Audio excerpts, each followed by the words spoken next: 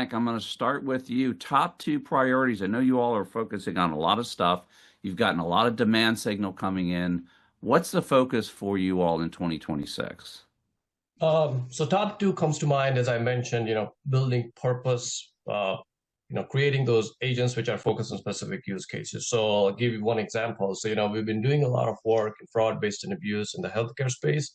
But the same fraud, waste, and abuse, if you go to like social welfare or, other programs, is totally different. So we want to take those agents one step further and have them curated along the lines of the specific use cases that we're building. So that's one. Secondly, as I mentioned earlier, like the big focus is helping our clients move from pilots to production. So doing a pilot is easy, but scaling enterprise-wide, that's not as easy, as you all know.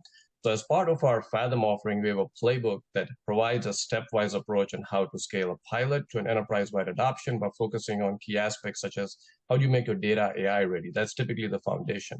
How do you make the infrastructure available with governance in place?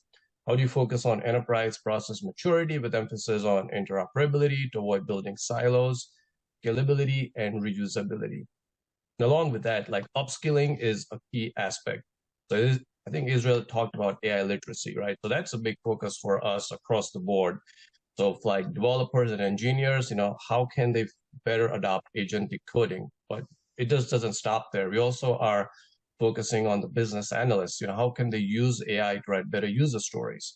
How can project managers use AI to help them identify project risk? It gets ahead of time. So for example, in a recent project, we had a Fathom agent, tell the project manager that, hey, if you don't increase your velocity by 35% in the next 5 sprints, you run the risk of missing a key contractual deliverable. Key focus is using AI throughout the entire software development lifecycle. That's one of the key priorities for us next year.